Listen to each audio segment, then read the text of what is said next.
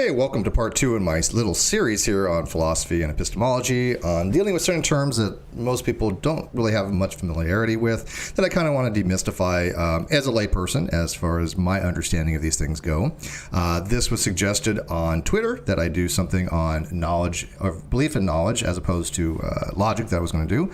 So I took your guys' advice, and I was going to do this. Sorry I do not have an intro. People have said they want to get these things down to about half hour, give or take. The last one took about 45 minutes. So I don't have an intro. My apologies. So we're going to dive right into it. So the people wanted to know basically what were some of the distinctions between belief and knowledge. And they are intricately related. They are a subset of the other. Knowledge is a subset of belief. I've known people have heard this multiple times. I know Matt Dillahunty has put it out there. I know pretty much everybody that has ever read anything about epistemology understands that in the most commonly understood usages of these terms, that's within the confines of what's called the justified true belief theory of knowledge, that knowledge is a subset of belief, meaning that it is a criteria. In order to have knowledge, you must first have belief. Hey, Tal Software, how are you today? By the way, I just jumped into this. Normally I have an intro that gives people time to show up. I suspect most people watch this afterwards. A lot of stuff going on today. So this isn't really for a live chat kind of thing. I recognize that most people do not watch these things live. They watch them after the fact because they're more easily digestible that way, I think. And by the way, I do have my coffee with me today. So, so people have recognized that generally that knowledge is a specific belief. Now, to be straightforward, there are other theories out there that is not the case. There are pragmatic theories of knowledge and things of knowledge where they're not necessarily the case where belief is a subset. However, when I do these things, when I do these little presentations, I kind of wanted to put forth the most common understanding of these things. Now, I might dive into other things, but I think that most people, when they have a discussion on these topics, they should at least be familiar with the very basics and the most common understanding usages in philosophy if they want to go read a paper or something like that. And again, I am not an expert on this topic. I do never claim to have any expertise on this topic. What I do claim is I'm a layperson who has an interest in these topics, that I do read the materials. I do read the literature to the best of my abilities. And I think that if I can explain something as a layperson, then somebody else as a layperson can understand them. That's what this is for. This is for the people that just wanted to start having this conversation, so when they hear these terms like belief and knowledge, they have somewhat of an understanding of how they're being used. Because just the other day, even on Facebook, I had people going, nope, you have it backwards, Steve. Knowledge is a subset of belief. You have to know something before you believe them.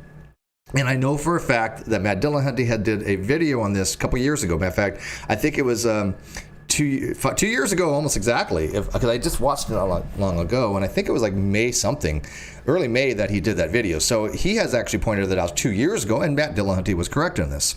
And you guys know, look, when Matt Dillahunty, I think he's wrong, I'm going to tell you I think he's wrong. When I think he's correct, I'll tell you that I think he's correct. I don't have any bias against the guy other than what he puts out. I think that is how you should be in these types of situations. So he is absolutely correct that knowledge is a subset of belief as commonly understood. And so people have the fallacy of what's called equivocation.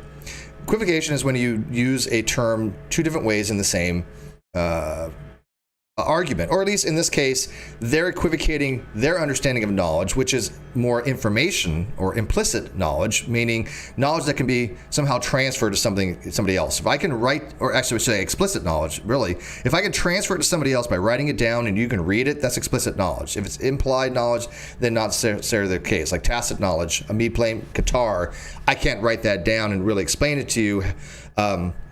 My proficiency in it, which is pretty bad. I mean, I've never claimed to be a proficient guitarist. I'm straight level amateur, very, very amateur. But I know how to play chords, right? Some background stuff. But I can't just give you that knowledge out of my head, and in this case, information to you, right? Even if I wrote it down and explained the music theory, that's explicit knowledge. And that's not what we're talking about in epistemology when it comes to knowledge. That's completely different. When we mean knowledge, we mean a degree of surety that's beyond just mere belief. Now, it doesn't mean that you are sure. It doesn't mean certain. There are different usages of the term knowledge, which we'll get into. But generally speaking, knowledge to be constitutive of knowledge, belief has to exist. In other words, to have belief, to have knowledge, one must first believe this. And you can see this in a Venn diagram. And so this Venn diagram, I think, is spot on.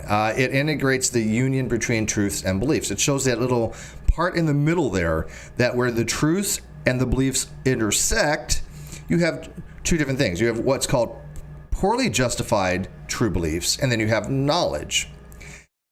Now, there is something out there that says that there is really no value to have knowledge over beliefs. It's called the value added problem. In other words, if you believe something and it's true, does it really make a difference that it's knowledge or not? And I think there's something to be said on that to some degree. However, beliefs do dictate actions. Knowledge generally doesn't dictate our actions. Beliefs do. And I think that beliefs are very important. I think that beliefs are far more important than knowledge. And you may think that weird. I think that sounds odd. Like, hey, Steve, well, no, isn't what we know more important? Yes, as far as like if we want to have a measure of the justification truth of the proposition, sure. If I know something, then there's a degree there of surety that I don't have with just stating a belief, or at least it doesn't apply to the listener, my degree of surety. If I say, I believe I'm going to go to the party tonight, okay, I'm just telling the person that, yeah, I probably will, right? I have that belief in my head that I'm going to go. It doesn't mean that I'm going to go. But if I say I know I'm going to go, it has a level of surety greater than that, but it doesn't apply to the listener that I absolutely will be going, right? There's no necessity there. But it does imply a little bit more conviction. And so knowledge is a higher level of conviction than just belief. So when we use these terms, a lot of times I see theists especially misuse knowledge in order to convey a sense of conviction that I just particularly don't believe that they have. And again, I don't always try to kind of relate this to atheism, theism, but since that's very prevalent on my channel, I use them often as exemplars. If a theist says, I know God exists, that presents a whole different level of surety than merely saying, yeah, I hold the belief that God exists, right? That needs to be justified at a whole different level than just mere belief.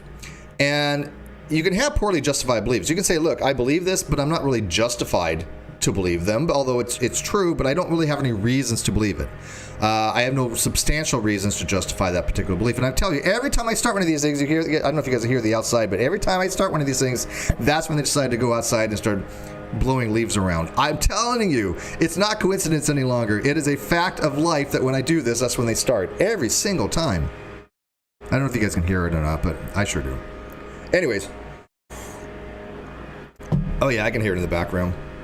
So, when we say that, when theist says, oh, look, I know God exists, you can hold them to a very high standard on that and say, okay, well, how do you know this? Now, I'm not saying they can't justify it. Even if they can justify it, doesn't mean that it's necessarily true. Okay, just because somebody can justify something doesn't hold that proposition is true. You can justify God exists, you can justify God does not exist to warrant the belief, to have sufficient warrant to justify that belief, but doesn't mean that you actually have the knowledge. I don't think anybody really knows God exists or God does not exist. I don't believe that knowledge exists. However, you can argue for it either way. Okay, that's fine. But is it really that important to substantiate your knowledge claim as opposed to your belief claim? I think belief claims are what we talk about in what's called the dosastic domain, dosastic being belief, of what we really want to talk about, because those are really what we base our actions on. We base our actions on what we believe. So, hey, Sarah, how are you? Hey, Sarah, you get with me later, man. I gotta ask you some cues, man. Hope you're doing well, by the way. But I saw the other day that you actually mod for somebody, and I wanted to ask you about that. But I hope you're doing well. Okay, so off topic. By the way, these presentations are not for generally the people that want to actually go learn this stuff from experts. I do this for you, this for the people that want to learn it, which, part of my audience. That's all it's for. These don't get that many views, and I don't expect them to. But I enjoy doing them, and I know you guys do. So this is for you guys. And I do take questions. So UF says, how can you know anything other than you yourself exist? Well, because you don't need surety. And I have what's called a priori knowledge, which I cannot be wrong on, UF. If I say for all of x, x equals x, that has to be true in all possible worlds. That's a logical necessity. I know that to be the case. So I think there's a forms of a priori knowledge, which you cannot be wrong about, which is constitutive of knowledge. I think tautologies are constitutive of knowledge. You know something. Look, if you know something, then it has to be true. And that sounds weird, right? But if you know something, it follows by what's called a transcendental argument that the proposition must be true. If you actually know it, right? This is assuming these things are the case. This is assuming that you do know it, right? It's because if you know it, the proposition must be true. It has a modal degree of it, has a modality to it, which is necessity. So if you do know something, then yes, the proposition is true. If not, then you didn't have knowledge to begin with. You don't say you have false knowledge, by the way. If you guys remember the paper I wrote, or the essay I wrote called The Principle of Attribution and Retraction that I got basically from Ozymandias Ramsey II, it kind of to formulate all this, I explained that beliefs can be false, but knowledge can be false. You just retract the claim. You attribute, I have knowledge, but then when you find out something's wrong, you retract that. And I think, Matt, I'll attribute this to Matt. Matt made a good point. I remember watching a video on, I think it was his Patreon series. And Matt had actually pointed out that knowledge generally are more worldview shaking type things. And again, I'm going to attribute that to Matt because that's where I got that from. And I agree with Matt on that. If we say we know something and it turns out we didn't have knowledge, right? We have a worldview changing perception of things. If I know A equals A and I find out A equals A is not true, that's going to shake up my entire reality of things, right? My understanding of the fundamentals of reality are going to be shaken on that. Now, it doesn't have to be to that extreme. It can be very minor. If I say I know such and such is the case, but I was wrong, then it might just be a minor influence. And I'll get into an example here shortly on that when we get into some of the schemas. Bonnie Moore for $21 says, Yahshua is coming soon. I would love to talk to you about that, Bonnie. I thank you for the super chat very much. I appreciate it. And by the way, if you want to become a Patreon of the channel, I put the link in there. I am going to start promoting my stuff. Why? Because again, these don't get that many views, and I understand that. I do it for you guys, and if you guys want to donate because you enjoy it, that's great for me. I will let you know I do start work tomorrow. And we'll be getting my schedule, and so I'll be basing these things around that. But I'm not going to stop doing things online. I'm not going to stop any of the stuff that I've been doing. I just don't know the frequency of it as far as when they're going to be scheduled, just to let you guys know that. But it will. I'm going to continue. This is only part 2 in this series. I've got many other things I want to talk about for this series. So Bonnie, get with me. I would love to talk to you about Yahshua's coming soon. I really would. All right, so moving on here. So do you guys agree that beliefs generally dictate our actions? That, if I believe something, I'm going to act upon it. Okay, so moving on. So the schema for this is for what's called the tripartite analysis of knowledge, and this is all from SEP, Stanford Encyclopedia of Philosophy. You can go find it. That I want to get proper attribution, obviously.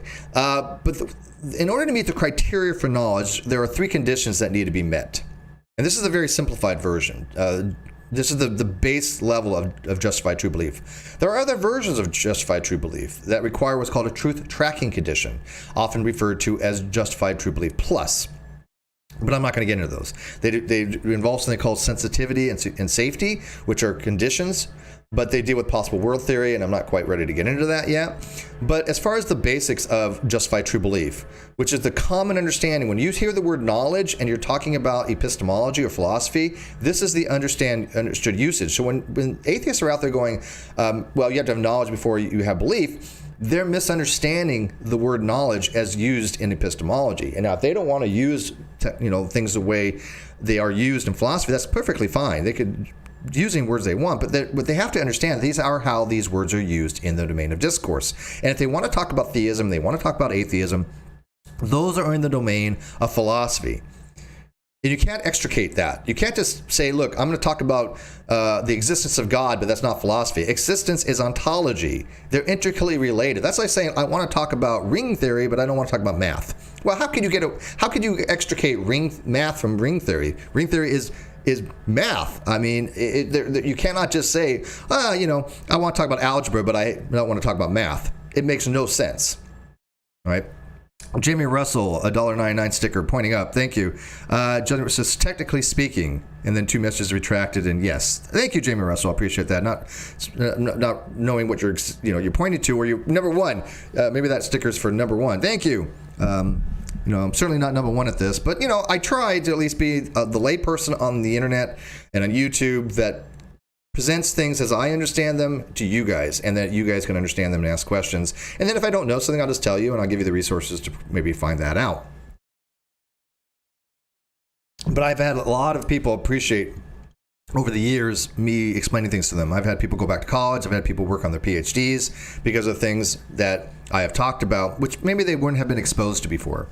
And anybody can go to an expert, but experts are generally learned in very specific areas of a field, right? So they know all the generalities, and then they start narrowing it down. They get expert on one very specific area of something where they just, far and away excel above everybody else. But generally, they still have to have the same knowledge as the layperson who looks into this stuff. So I just present the very layperson's kind of stuff, and I don't think there's anything wrong with that. Josiah Hansen, welcome, my friend. How are you, buddy? And thank you for still being a member to the channel. I appreciate that. If anyone wants to become a member or Patreon, that's great. Patreon's above. Membership, you get a cool green thing, so I appreciate that. All right, so the 3 things when it comes to the tripartite thing of knowledge is that, 1, S knows that P if and only if. What that means is that the subject knows that P if and only if these 3 conditions are met. If one of these conditions are not met, the subject does not know P, or know that P. And we'll explain what that means in a second. So P is true. Okay, for any given proposition, the proposition has to be true. And we know by the law of excluded middle, a proposition can only be true or false, right? And it cannot be both by the law of non-contradiction. So in order to have knowledge, the proposition has to be true. So if I say the proposition is, Steve is my name, that proposition is true if Steve is my name, which it is. I mean, technically speaking, it's Steven, right? But my moniker or sobriquet is Steve. I go by Steve, So I consider that my name. My name is Steve, even though my birth name is Stephen. But yeah, I think that proposition would be true. And you get what's called, we'll get eventually into what's called rigid designator by crypt key eventually. But even a simpler thing, if I say 1 plus 1 equals true, yeah, that's propositionally true, right? Or A equals A, that's propositionally true. Usually in a proposition you have a sentence, but like the cat is on the mat is a sentence. And we'll get into some of that stuff, I think, later on as far as forming L1 structured sentences and logic, because I find that to be fascinating. And I've been talking to Dr. Pi on that, who's doing some stuff on that as well. And I just find it a very fascinating subject of how we have logical sentence structures. But P has to be true in order to have knowledge. I think most people agree on that. You can't have false knowledge, right? I can't say I know A equals A, then A equals A is wrong, it's false. Then, yeah, I don't know it. But then I retract that claim of knowledge. If I say I know it's going to rain tomorrow, which, again, I don't think it's going to be justified unless you have sufficient justification, maybe if you're a meteorologist, right? If you're a meteorologist and there's 100% certainty it's going to rain tomorrow, although even then there's some degree of doubt, you can say, yeah, I know it's going to rain tomorrow. Why? Because it's raining right now, and a minute from now it's midnight, and it's pouring down, and it's still going to be pouring down. You have some justification for it, whatever your justification is. Okay, but if it comes out that it stopped raining or something like that, or it didn't rain, I don't say my knowledge was wrong. I don't say I had a false belief of knowledge. What I say is I was incorrect about my assertion of having knowledge. I retract that claim. So number 2, S believes that P. Yeah, you have to actually to believe something to know it. And it would seem foolhardy to say, I know this is the case. I know that A equals A, but I don't believe it. I mean, it just sounds odd just to say that, right? But I have a lot of people that do, for some reason, subscribe to what I call dosastic nihilism. They just don't hold any beliefs. There are other words for it. There's other terminologies for people that for some reason don't hold beliefs. But that's what I call it, dosastic nihilism. You may want to call it eliminativism. I don't know, which, by the way, we're going to get into here shortly. But people have beliefs. I mean, to say otherwise it's just strange. I have had, just the other day, a PhD a PhD in astrophysics, supposedly a PhD in astrophysics. So he said particle physics, astrophysics. I don't know, pick one. They're kind of different, but whatever, we'll go with it. He has a PhD in astrophysics. He refused to say he believed anything. He's like, I know equals A, but, I don't claim to believe it. Well, so you don't believe A equals A? Well, I'm not saying that. Well, yeah, you are. Do you believe it? Yes or no? There's no other options. Either you believe A equals A or you do not. This is classical logic. But he refused to say that he didn't believe A equals A. Why? Because he knew it looked stupid. He knew it sounded dumb. Especially coming from a PhD. And he's like, oh, you're just trying to play word games. No, I'm not. This is basic stuff here. It's not word games. This is showing that you sound like an idiot when you say I don't believe A equals A. There's no rational reason to say that. Because if you know something, you have to believe it. And of course, he had it backwards. He thinks that you have to know something before you can believe it because he doesn't understand epistemology. Why? Because it's outside his domain of discourse. Just because you have a PhD in one field doesn't mean you have an expertise in another field. There have been stories of people that have PhDs, they don't know how to change a freaking tire, right? So, Jamie says, but gamblers think they win more often than they actually do. Yeah, well, again, but that's not really the epistemological sense of knowledge, right? That's not the way we use knowledge. They probably believe it very strongly, but I wouldn't say that they know it. And Chris Taylor says, yep, I'd say, it turns out actually didn't know it. Correct. They just didn't have the knowledge, right? But the knowledge wasn't wrong. And then thirdly, S is justified in believing that P. That's the most controversial. And when they say that P, usually that means all of these. They meet all the conditions. Okay, so when we say believe that P, they're saying that the subject is believed that they're justified to hold all these conditions to be the case and hold that knowledge is true. Their knowledge is true. Now, how that justification comes to being is very complicated. What decides is a sufficient justification is very subjective. And of course, we all remember the Gettier cases, which I might get into obviously in this series at some point, but I'm not going to get into them in this particular video, that the Gettier cases have shown that justified true belief has some issues. Doesn't mean that we don't use it. It's still the most common. Just means we have to understand that it doesn't always hold the case. It doesn't always mean that if we meet these three conditions that we are in essence having knowledge, because Gettier cases absolutely demonstrate holes in this particular theory. However, I will go on a limb and say no theory of knowledge is perfect. They all have issues of some kind.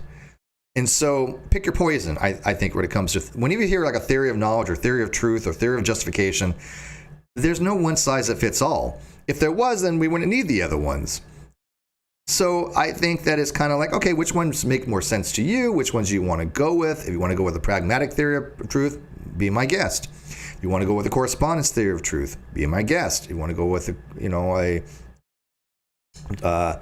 deflationary theory of truth, be my guest. It doesn't matter what you go with. It's what you want to go with, and you justify it and have reasons to hold that particular theory.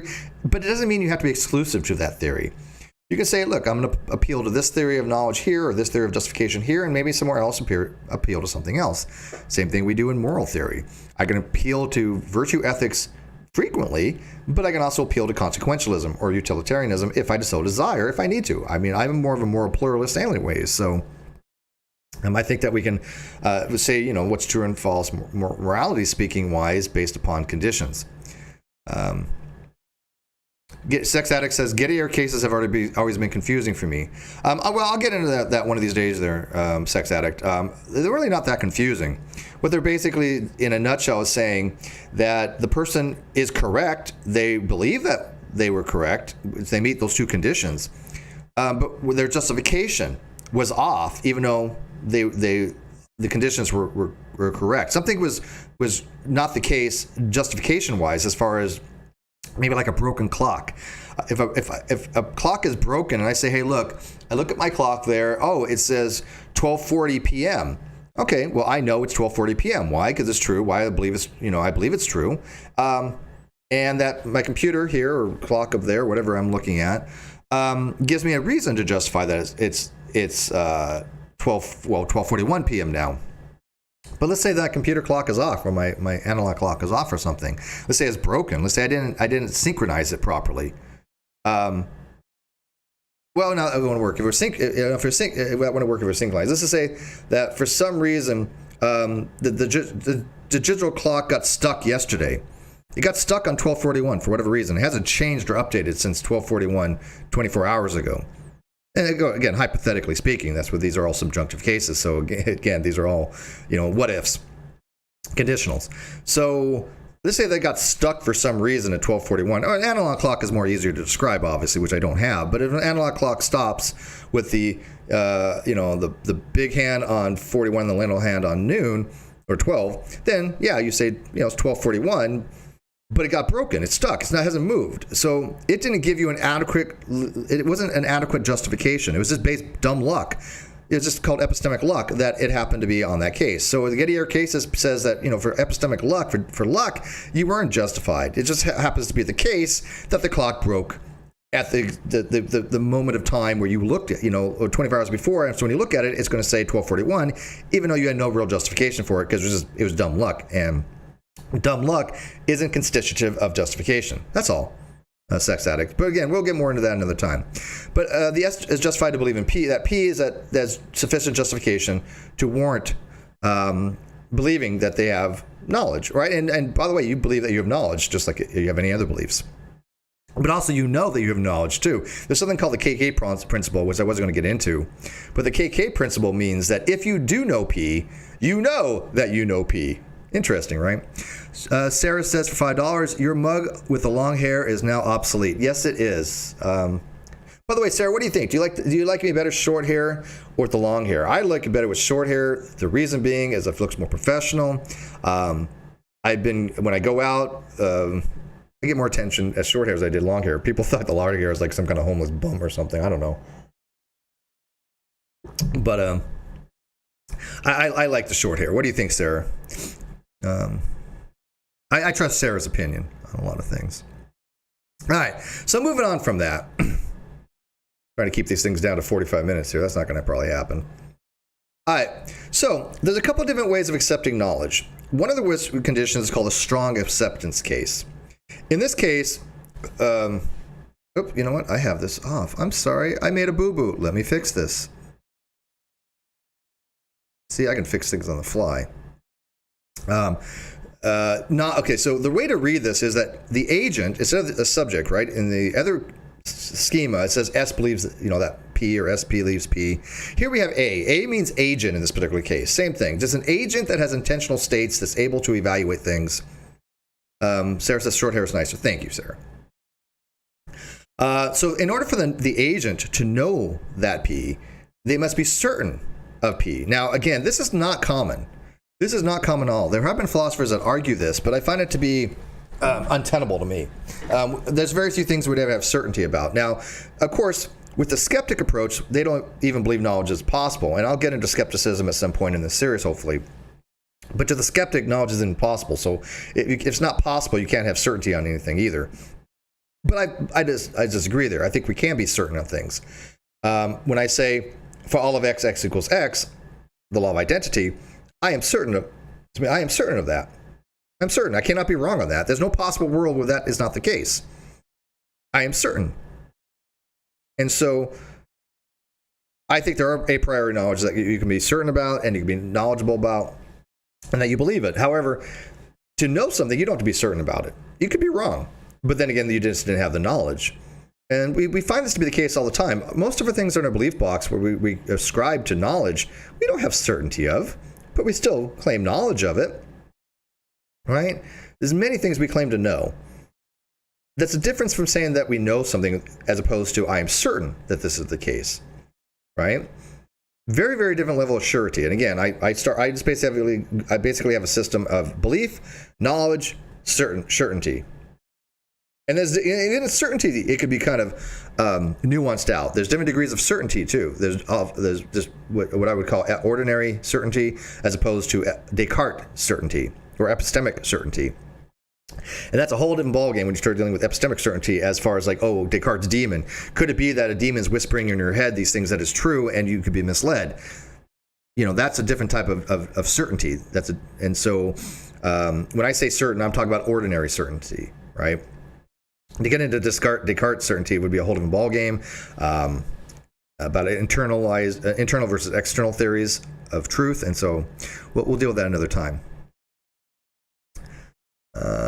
But in this particular case, this strong acceptance case is not really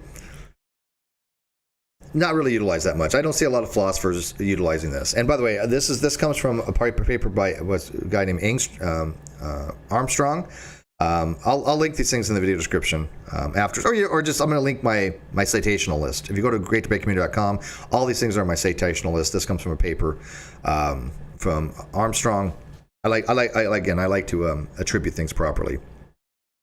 But I think most of us recognize intuitively that knowledge does not require certainty. So the ones that we mostly use is called acceptance and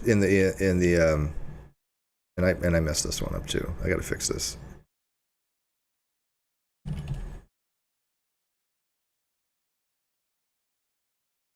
I don't know how I messed this up. There we go. I guess I was tired last night when I wrote this. But obviously I recognize I messed it up. All right. So knowledge in the weak acceptance case is, I think, what most of us think of when we think of knowledge. And what this basically is saying is that it is not the case that knowledge of the agent implies certainty. Now remember that little arrow, if you guys aren't familiar with it, which you should be by now, is just what's called an implication, a material implication. So a material implication means that something implies something else. It is always true unless the antecedent is false, in this case the CAP, and the consequent is false, CAP, and the antecedent is true, which is KAP. So this is basically P implies Q, and the only time that conditional is false is if Q is false and P is true. Only time. In the other case, it's true. So this is saying that it's not the case that knowledge requires certainty for the agent, and knowledge implies belief. In other words, if you know something, you believe something. It cannot be the case where you know something and you don't believe it. Okay, because in this particular case, for the material condition or material implication, if it is the case that the agent knows something is true and it's false that he believes it, then obviously the consequent is false and the antecedent is true and the whole conditional is false. In other words, that'd be a false statement. So in this particular way of accepting knowledge, we say knowledge doesn't require certainty, but it does require belief.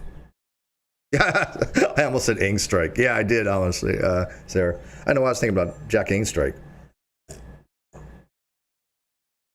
Good catch. People are like, who's that? Sarah and I would know. Sarah and I go way, way back. Sarah's probably one of my oldest listeners and friends. Yeah, we go way back. I have the utmost respect for her. If you guys don't really know who she is. But anyways. So you guys agree with this, that generally speaking, again, commonality-wise, that when we talk about knowledge, we're doing so in the weak acceptance case, that it's not going to require certainty, but it does require belief. And I think this is important in the theist and atheist discussions, which we'll be having debates starting next month. I'm making things happen on the Non Sequitur Show channel. People want to have debates, and so I'm making them happen. It's just I've got to wait for my schedule to make sure that I can fit them in properly. But when somebody says, well, how do you know this? Are you certain of it? Well, no, and you don't have to be certain of it. You just have to have a justification for it. And so it doesn't matter what the belief is or the knowledge claim is. Just take it for what it's worth prima facie. On face value, what is it saying? So when I say that I believe this is the case, then I'm just stating that as a belief. I generally want to state things as a belief as opposed to knowledge unless I know something. But if you know something, state it as a knowledge rather than belief. I think basically, if you do know something to be the case, then you're kind of minimizing what you're implying to somebody else. And I think it's as a flaunting somehow of Grice's maxioms, because you're not delivering the maximum amount of relative information to somebody, of quantity or quality. And so, if I say I believe A equals A, sure, that's true. But am I minimizing what I'm relating to the person? Yeah, because I know A equals A. So I just say I know A equals A, right? And so state your things in appropriate measure to your level of conviction, I think. It's just a discursory thing. It's just a matter of discourse. That's all. So you guys do agree that this is basically how we accept knowledge, right? Yeah, Jack talks about Gettier a lot. Yeah. that's true.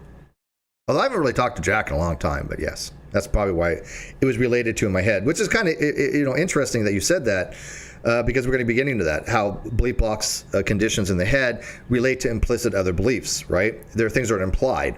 In other words, Sarah, when it comes to implicit beliefs, I can accept, for example, that a dice has 6 sides. Right? A normal dice, a regular casino type dice for craps or something like that has 6 sides. That's non-controversial. That is an explicit belief that I have. However, that entails an infinite amount of implied beliefs. Like, for example, a die does not have 7, a die does not have 8, a die does not have 9 sides. Again, we're not talking about D&D dice. We're talking about a dice that would be used for craps. And so that it also implies that the number of sides on a die is somewhere between like 5 and 7. There's an infinite number of implied beliefs that are not forefront of my mind, right? They're not uncurrent. In other words, it would be described as uncurrent versus dispensational. Dispensational just means I kind of think of them at the time. Uncurrent is forefront of my head. I'm thinking about it, actively rather than it being in the back of my head, which is, just whenever it kind of brings up, they're dispensational. So the explicit belief that I hold that a die has 6 sides entails epistemically an infinite number of implicit beliefs possible. Right? But I don't think about all those right there. I have implicit beliefs all the time that I'm going to be like, oh yeah, a die having 6 sides, that means it's less than 6.2 billion quadrillion whatever.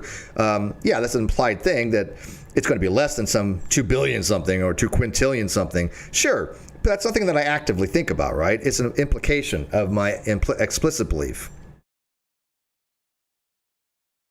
Sarah says A is certain that P entails that A believes that P. Yeah. All right, so let's get into some of these different positions here. Okay, one of them that you'll find, and if you go to Stanford, you can read on these things, but I got to tell you, Stanford I don't think really explains them very well. I've read the article on belief many times, and it's really difficult to parse out. It really, really is. So I'm going to try to explain these things from my understanding of what SEP is saying, to the best of my ability. Take it for what it's worth. You may want to ask somebody who's more educated on this particular topic, but I kind of think that I might have a general overview of these things and how we look at these terms when we read them in the literature. So one of them is called dispensationalism, or basically in how we look at a particular proposition, right? I would probably tend to this particular position. It's called, what's called a dispensationalist. And let me give you an example. My roommate went to the store just recently. Okay, she's at Walmart. Okay, I believe this to be the case, right? I believe that she's at Walmart. So the proposition that she's at Walmart, I am disposed to believe that, right? I hold a particular situation where what's called ceteris paribus, all things being equal, that proposition is true to me.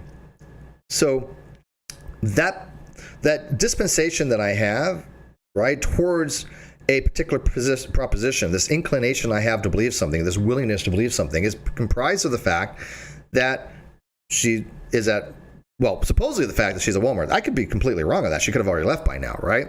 It has a temporal component to it. She was at Walmart at one time. I believe she's at Walmart now, right? But looking at the time, she might already have left. Who knows, right? But all things being equal, knowing that she went to Walmart, I feel justified to hold that particular belief that she's at Walmart right now, because I know it takes so long to shop, right? But there's other things that influence my belief on that. There's other things relating to them, right, that are derived from that particular belief, that she's at Walmart and that she's, like, for example, in California. Maybe I don't necessarily have to say what store, but she's in California, and that's derived from the fact that we lived in, that's not derivable just from me saying that she's at Walmart. It's derived from the fact that I believe that she lives, in California, right? It's a derived from that, I actually believe. But okay, I could say that I believe she's at Walmart, and I could derive from that I believe she's in a store, right? I mean, that's entailed by that. Walmart is a store. That's derivative of that. But the dispositionalist doesn't really care about any of that. They don't care about what all these other factors are. They're just saying, given the most common view of that proposition, are you disposed to believe it? My roommate's at Walmart. Yeah, I'm disposed to believe that based upon certain patterns of behavior of my roommate, that she takes a while to shop, and that she told me she's going to Walmart, and I have absolutely no reason to distrust her, right? So it's my experience that leads me to have a disposition towards that proposition that my roommate is at Walmart. Does it make sense? That would be dispositionalism. The other type of approach to belief is called, well, there's actually many, but I'm going to go over just three of them. It's called representationalism. Again, I tend to a little bit. Again, I don't think that, personally for me, I don't think that representationalism and dispositionalism are mutually exclusive. There are reasons to accept both, but generally I tend to dispositionalism. But I think the representationalist view is good too. And what that is basically that the understanding that we, in our heads, we have a picture in our mind, not necessarily like a graphic picture, but an idea of beliefs, that when we're talking about something, we have this representation in our mind of what it means to be if she is at Walmart, right? We can picture what Walmart is. We can picture our roommate. We can picture all these things in our mind. In this place, it is more of a graphic representation because I know what my roommate looks like. I know what Walmart looks like. And so when I say that my assuming my roommate is at Walmart, and by the way, I just came up with this stuff literally today because she left Walmart today. But I think that really does exemplify what we mean by these types of positions. And so I have this picture in my mind of what these things represent, right? I have an active picture. So when somebody says, hey, where's your roommate? I can picture in my head and pull from this picture her Walmart, her going to Walmart, her being at Walmart. And so there's an overall picture to say, yeah, my roommate is at Walmart. That would be a representationalist point of view, right? And again, I don't find that to be wrong. I mean, I think that we do that to some degree. So I think that when we do have these beliefs, they're a combination somehow of representationalism and dispositionalism. And I don't think, again, they're mutually exclusive. I just think we have to be really careful, because if we apply one of them like consistently, like just representationalism, then there might be a problem, because again, it goes into those derivative things. If I believe that my roommate is at Walmart, I have all these infinite other things that are implied by that, she's at a store, that she's, shopping. I believe she's shopping. I believe that she's getting what I asked her to get for me, which was a bag of chips. And if she ever listens to this, hopefully she got me a bag of chips, because I'm really craving a bag of chips, because I've really been trying to cut my calories down, but every so often I want just a little bit of would be the word, hedonism, I guess. I want to be able to be self-indulgent. I want to have a bag of chips, okay?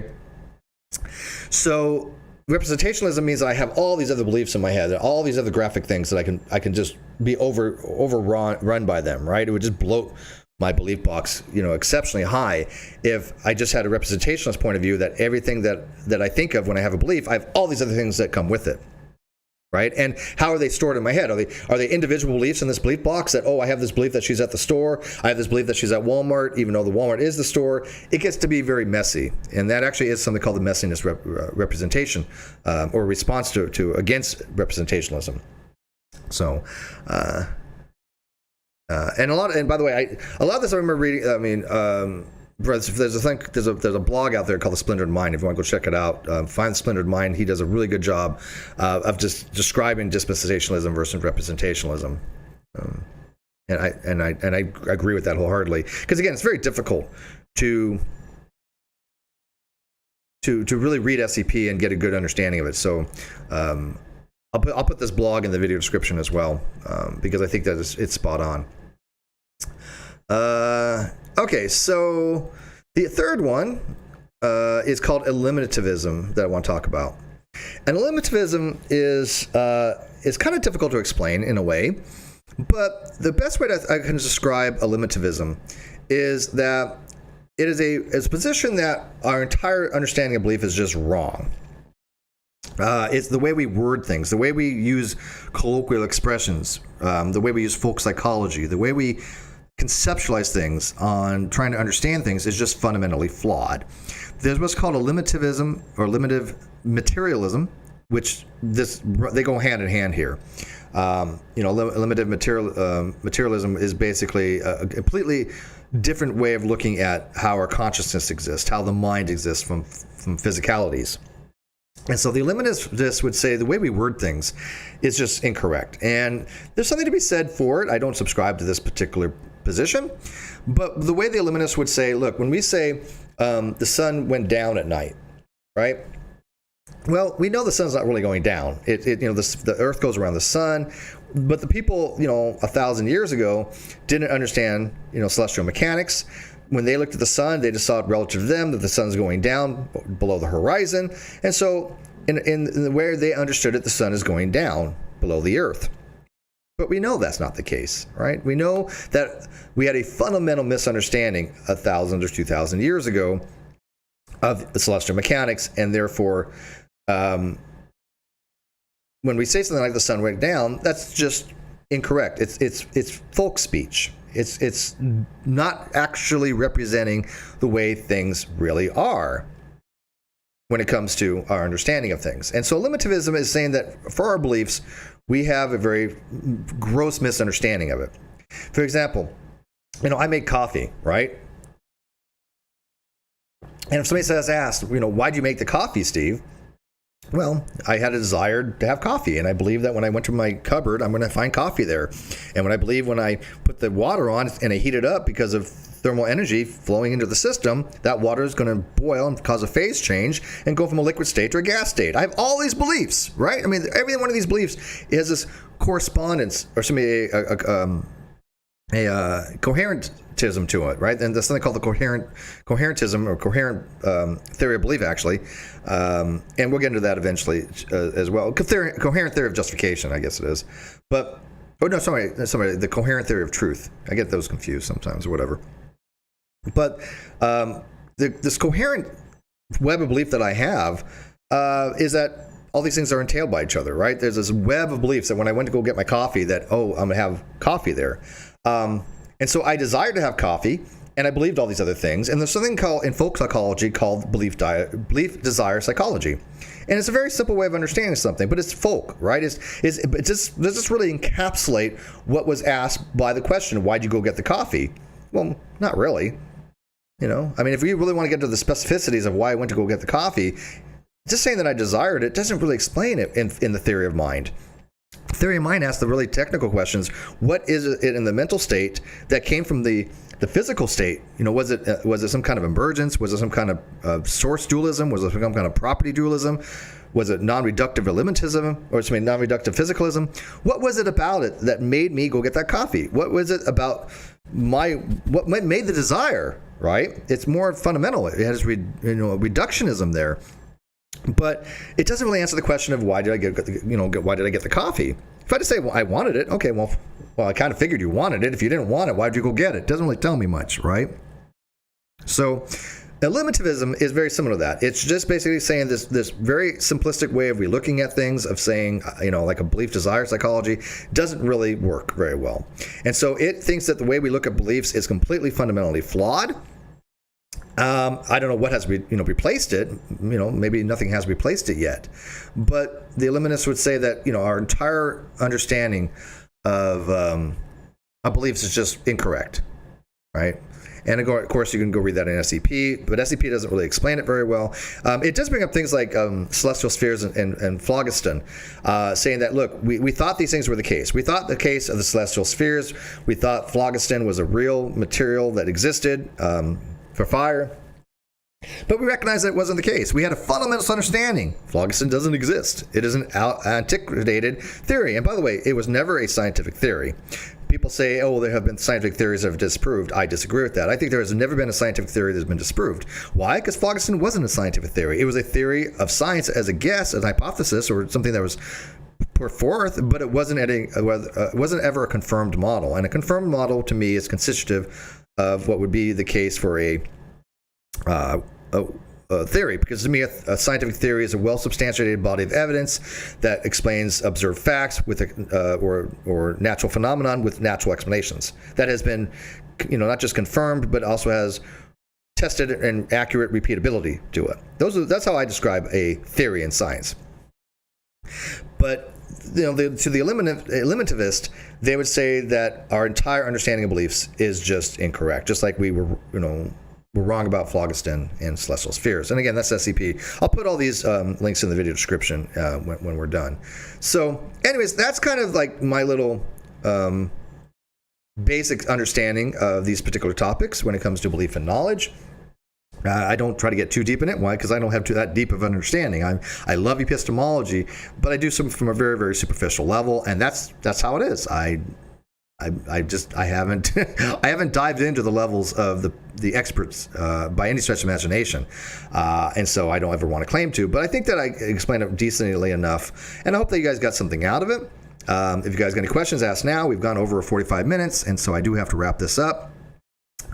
Sarah says, I have an eliminativism joke, but when I explain it, it won't be funny. Probably not, and I get that. Have you eliminated the humor from the joke? And then, anyways. All right, guys, I'm going to wrap this up. If you guys don't have any questions, I appreciate you coming out for it. Again, I know these things are not going to get many live views. I don't do it for the live views. I know these probably don't get too many views, period, but I enjoy doing them, and I hope you guys get something out of them. Even if one person has learned something from this presentation, which is, again, very small. These are supposed to be easily digestible. They're not meant to be technical or detailed. Then, you know what? I am happy. So if you got something out of it, if you've learned something from this that you did not know before, do me a favor in the comments section. Please note that you did learn something. My mods, if you learned something, Sarah, if you learned something, Chemo, if you learned something, just Sex Addict, if you learned something, just one person. It only takes one person to get something out of this, and I feel good. I feel accomplished. That's all it takes. Just one. I'm serious.